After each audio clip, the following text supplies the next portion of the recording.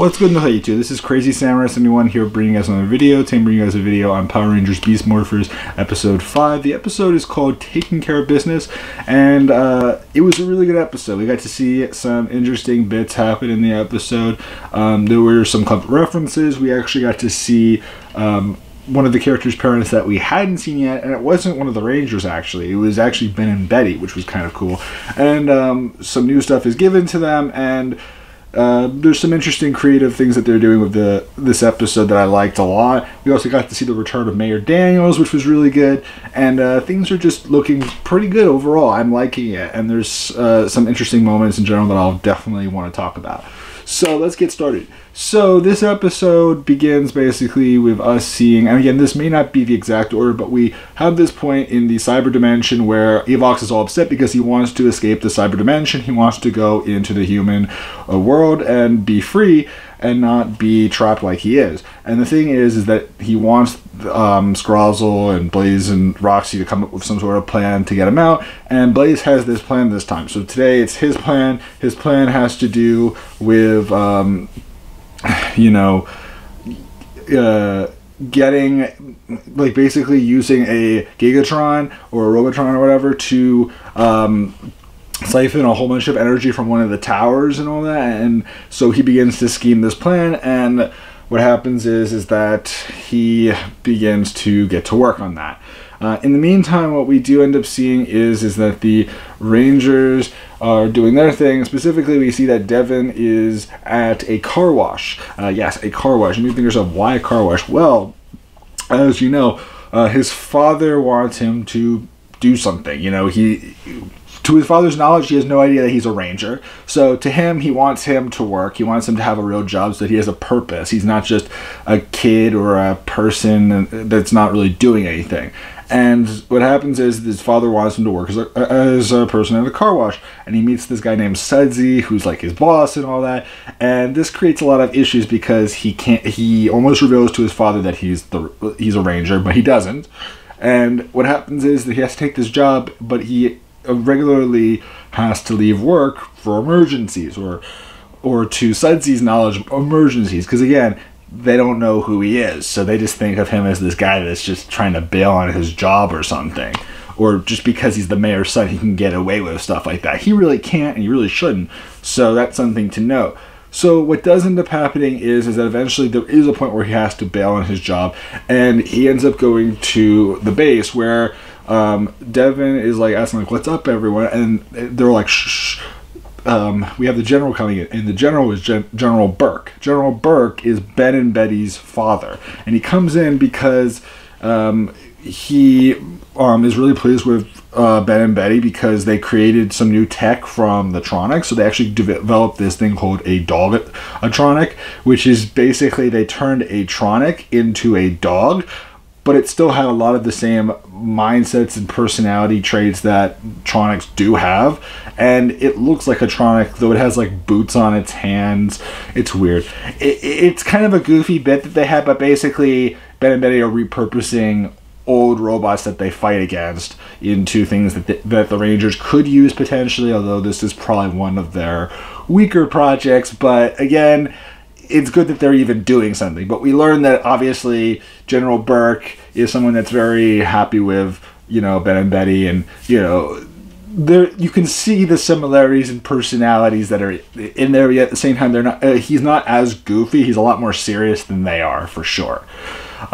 So that's kind of cool. And he also offers them a special ops hangar base, which is something that they could use to take in any kind of Gigatrons or anything, so that they can siphon them for parts and create their own weapons and technology using the tech from those robots. So that's actually extremely useful for their purposes. So then what happens is that Devin has to go back to work, and he has to deal with his job while also being a ranger and all that, and so that creates a problem. And at work, what happens is that he's doing his car wash stuff. His father comes in, he tries to help him out, teach him some tricks and all that. And then what we see on the ranger side is that Zoe and Ravi are having to do some pick up a lot of wreckage from Gigatron fights and stuff like that. So they end up using their Zords to collect different parts of Gigatrons. So like they collect an arm from a Gigatron and they bring it back to the base. And the thing is that a lot of the different parts aren't usable because they were affected by explosions, and if they explode, then basically they lose all usage because they're damaged beyond the point of repair and actual meaningfulness or reusage. So that's a big issue. It isn't the case for the Gigatron arm, but it is the case for a number of different parts that they end up trying to salvage, which they aren't able to. And so what happens is that when it goes through the special ops hangar, a lot of parts aren't usable for Nate. And then what we see is that inside of this special location, Ravi and Zoe end up speaking to Nate, like, hey, did you find anything out that you could use? And the thing is that Nate says, like, nothing so far that's really that useful. And we see at one point that there's a helmet that goes by that's supposed to be potentially either the Silver Ranger's helmet, a B-Spot's helmet, or something like that that's supposed to imply an unfinished project that may lead to the Silver Ranger. Again, there's hints. There's a lot of hints that have been going on since episode 3 regarding that character. So just keep that all in mind. And stay tuned for more regarding that whole topic. Now, as far as things go in general, what we do end up seeing is that eventually they're given a call from Commander Shaw telling them that they have to go and deal with an attack from Blaze, because Blaze ended up creating a Robotron, which the Robotron's called Slicertron, or Slicertron, I think it's called. And Slicertron can like slice up anything in his way. He's really strong and all that. And what happens is that Zoe and Ravi have to go after it, and it's located in Foxtrot 16, which you may think to yourself, why is that even important? Fox, like Fox Network 16. I mean, maybe, I don't know. I kind of almost saw it as them referencing like the Fox Network and Mighty Morphin through In Space. Maybe. I don't know. Maybe I'm pushing it a little bit, but that's kind of where I see that being something as maybe a reference, a potential reference right there. Who knows? You know, maybe I'm pulling strings. Now, what does end up happening is that Commander Shaw is told by them to like maybe contact Devin, and Devin is busy at work, and he doesn't realize that they were contacting him. So Ravi and Zoe end up having to deal with Blaze and Slicertron, and when they're fighting, they're not very strong against their opponent. And what happens is that they're in a really bad state until Devin finally does end up receiving the call from the communication from the communicator, and that leads to him springing into action, running in and actually saving them before they get taken out. And so he manages to deal some good damage. And at that point, you know, Ravi and Zoe are like, thank goodness you came. You came at a perfect time. If you came any later, we would be toast. And like, for example, Ravi says that he was about to overheat, because again, that's going back to their weaknesses. And we see that Zoe is also kind of worn out, and she even eats a carrot, which again, it's that reference to their weaknesses that I like, and I actually appreciate that idea a lot. The fact that they're even referencing their weaknesses again, even if it's not as exaggerated as it was in the first episode that the weaknesses were really showcased, which was episode 2, I believe it was. I still like the fact that they did it at all. You know, I think it was really good to see. Now, what we do end up seeing as well is that, you know, Devin has to go back to his job again, and Ravi and Zoe aren't really happy about that because, again, you know, they really care about him and they understand that he's trying to, you know, make his father proud, but it's not the easiest thing to balance working as a ranger and then working at a car wash. And what happens is that Ravi and Zoe end up joining him, and so they end up working together at a car wash, which is kind of nice, to happy, joyous moment. But what happens is that Blaze and Slicertron arrive at the car wash where the communicators are, and what happens is that Slicertron ends up destroying each of their communicators so that Blaze and Slicertron can then go about attacking And so they end up doing that, and what happens is that Commander Shaw arrives on the scene and is really annoyed because they've been trying to contact them and their communicators are offline. And what happens is that Ravi ends up finding their communicators on the ground, sliced up and destroyed, and they realize that apparently they had some visitors that must have destroyed their communication devices. So that's something to note, of course. So what happens is that at that point the Rangers have to go and deal with the problem, and so each of them end up having to go after have to go into battle. What happens is that Ravi and Zoe end up heading off, but what happens is that Devin has to tell his boss that he has to leave, and his boss says, if you leave this time, you're fired. You're done. I don't care if you're the mayor's son. I'm still going to have to I'm still going to have to fire you. And what happens is that Devin makes the smart choice, which is that he does get fired, because in this case, he has to choose between saving lives and washing cars. And I think there's a little bit of a difference, and so he does end up losing his job. And what happens is that Sudsy ends up calling Mayor Daniels, basically telling him that his son had ended up leaving and that he fired him for not showing up to work as much as he needed to be. So that ends up happening, and what happens is that we see at the same time that there's some traffic that stops them, and we see that there's actually an attack going on with the Rangers, and Mayor Daniels steps out and he watches this battle in person, where the Rangers are fighting against this opponent. So what happens is that at that point we end up seeing that the Rangers end up fighting against Lysotron and Blaze. We see some good fighting scenes, and we see at one point that a little girl is about to be taken out, but what happens is that Devin ends up heading off and goes about rescuing her, which this moment alone looked like it could have gone the route of being worlds apart from Power Rangers Time Force, which was the episode where Wes's father finally found out that his son was the Red Ranger. But again, they didn't go that route. They didn't have his helmet get destroyed and then suddenly have this big reveal where it turns out that Mayor Daniel's son was the Red Ranger. Like, that's still unknown to him. He doesn't know that his son is the Red Ranger. He just looks at him and is just like pleased with the fact that he saved this girl, and it was a nice gesture, you know what I mean? Because Lysotron does try to chuck a blade at this girl that would have probably either killed her or really hurt her very badly.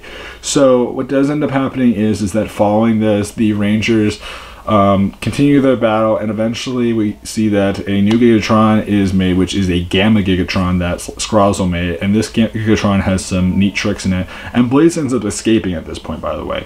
This Gigatron is different because it has a shield, which creates a whole other mindset because it's much stronger and much more durable, because they can't just slice right through it. They have to be able to go through that shield. So what happens is that Devin ends up summoning the Robo Racer Zord, and he ends up going into battle against it, and he's not in a good state. So what happens is that we actually see that Smash and Jax have to use the Zords that they're part of on their own without having Zoe or Ravi inside of them. So that's something to note. And what happens is that they fight alongside Devin, and they basically help him while he's recharging, because he ends up getting beaten up so badly to the point that he has to recover from the damage he's been taking.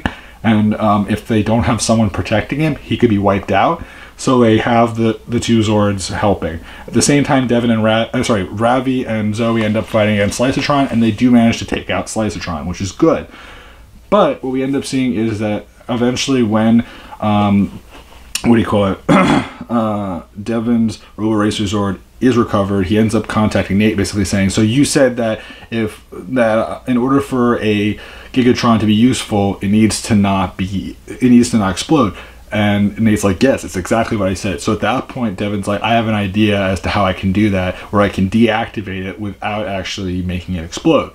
So what he does is that when the Robo Racer Zord is fully powered, he ends up putting all power towards the sword that he has, and he ends up doing an attack where he throws the sword into the shield where the Gigatron is, and he then ends up having the Robo Racer Zord jump and lunge at the sword and thrust it through the shield, allowing the sword to break through the shield and then slash right into the Gamma Gigatron. So at that point, the Gamma Gigatron is deactivated, not destroyed, just deactivated. And then at that point, we see that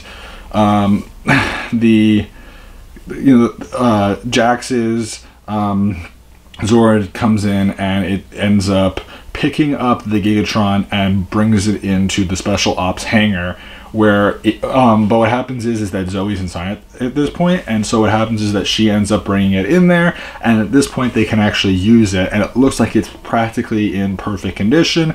Once they reach the base, what does end up happening is that they rejoice over the fact that they managed to get it, and Nate's like super happy because he can't wait to find out what he'll be able to salvage from it, because he knows that it's in really good condition now, so they can really experiment with it. And we see at this point that Ben and Betty have also done some work with the Gigatron arm, and what happens is that Ben ends up using this remote control to start like making its arm move, and when he presses a button, it actually closes on Betty. It doesn't like squeeze her or like hurt her, but it does squeeze around her, which I kind of saw happening because she was basically in the palm of the Gigatron arm, which is like not the smartest location, but probably the most practical for the purposes of this moment. And she ends up being like grabbed by it, but then Ben ends up reversing the button so that it opens up and it actually throws her in the air, and at that point Ben ends up having to catch her, which is a good kind of funny moment, because then what happens is that General Burke laughs about it and is just sort of like, well, I like what they're doing, things are going well, and he's appreciative of his children. He's not like a stiff guy. He's like respectful and kind, and he understands how goofy and silly they can be at times, which is a nice thing. I actually did like that a lot. What we do end up seeing as well is that what do you call it? I'm trying to remember now. We see that eventually that the mayor ends up meeting with his son, basically saying that he's not very happy with the fact that he lost his job and all that.